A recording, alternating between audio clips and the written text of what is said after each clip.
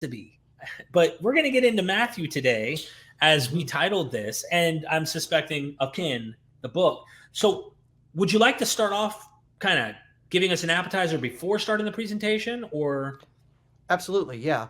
So this time of year, it's supposed to be the war on Christmas, but I decided to be a little bit more friendly towards the narrative rather than just doing the standard debunk and here's all the ways that we know that Jesus wasn't born of a virgin or all those things. It's like I wanted to try to show, you could say charity, but actually more understanding this narrative better and seeing that it's not just like a hodgepodge of the fever dream of someone who's just trying to, promote religion. This is someone who is actually showing their theological and literary skills by putting this together. And when you see it like that, then all the attempts to try to find where's the historicity in these birth stories or look for actual astronomical alignments starts to look silly once you understand the beauty of what's actually going on rather than the square peg that we try to force that round hole into.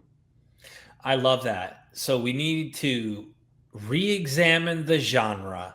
Mm-hmm. And I think if we do that, and I'm throwing this out there as like an advanced little my prediction, the atheist won't be so antagonistic to the narrative because they'll understand what it is and not feel the tension from fundamentalists who want to shove this down your throat literally.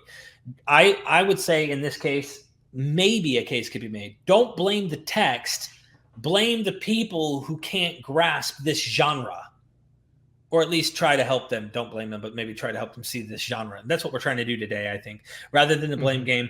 And as Dennis McDonald says, we don't want people hating the text. Can't help that at some point. Some people have been traumatized by people who yield it as a weapon. But coming to find out, these are really smart people that have like created these narratives. And that's the angle I'd like to approach it.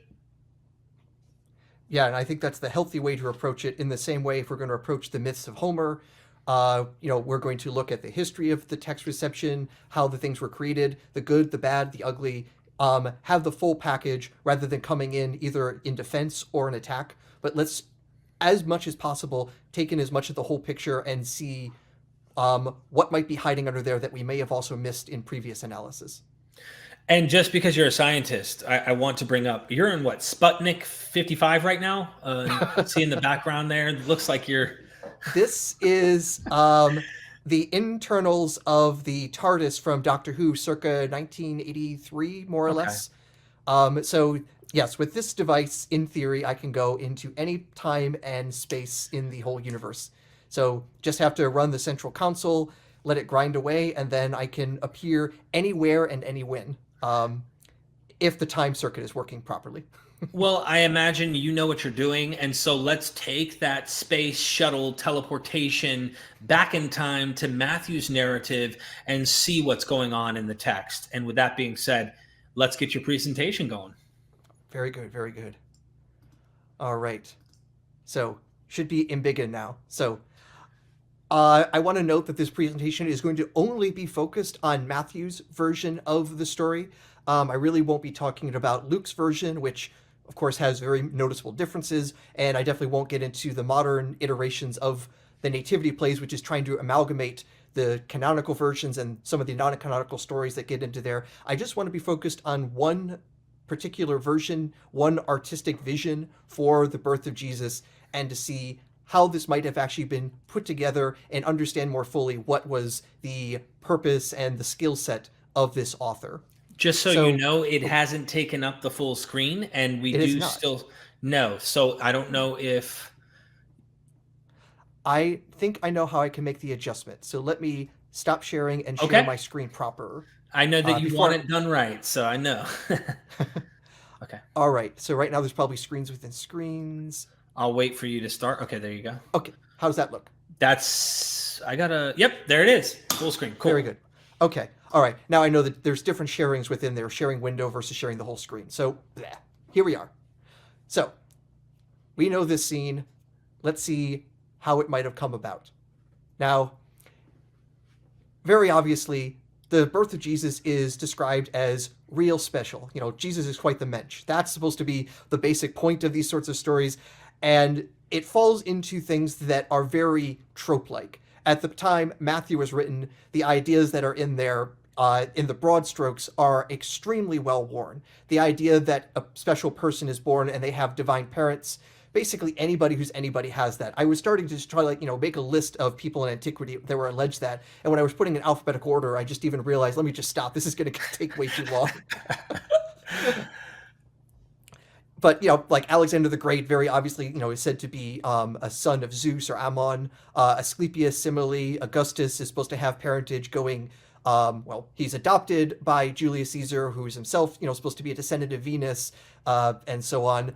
There's usually in these sorts of birth stories various signs and prophecies going on, stories that such and such a person will come about, or there are signs at his birth. When Alexander was born, there was temples falling apart in Ephesus that were being interpreted as signs of a world conqueror coming. When Augustus was born, there were supposed to be signs in Rome that was indicating things. When Mithridates was born, it was said that there was a comet seen in the sky. When Moses was born, not only do we have, various versions of this, in particular in Josephus, there was actual prophecies that there was going to be this leader of the Jews coming about. And in other later sources, there also suggests that there was a star at Moses' birth. So basically, all sorts of, signs and symbols going around trying to announce something important is happening. And, attempts on the life of that person. Again, Augustus, allegedly the Senate was going to kill all babies born in the year he was born. That sounds a little familiar. Cyrus the Great, the story was told of as well. Moses, again, and his version of the story also seems to be riffing on the story of Sargon Akkad, who also was supposed to have been, nearly killed as a baby, but sent off to basically be saved by being in a basket going down a river. Again, by the time the New Testament is written, these tropes are old, old, old. In fact, you can find versions of this sort of story going back to the Old Kingdom of Egypt. This sort of thing is basically as old as the pyramids. And one little comment, if I can just add with Augustus that you said. Oh, yeah. It's the lightning that struck the wall, and the people were actually realizing that nature was going to bring forth the king. As I have it showing up for people who want to see the screen, it's just Suetonius, Lives of the Caesars.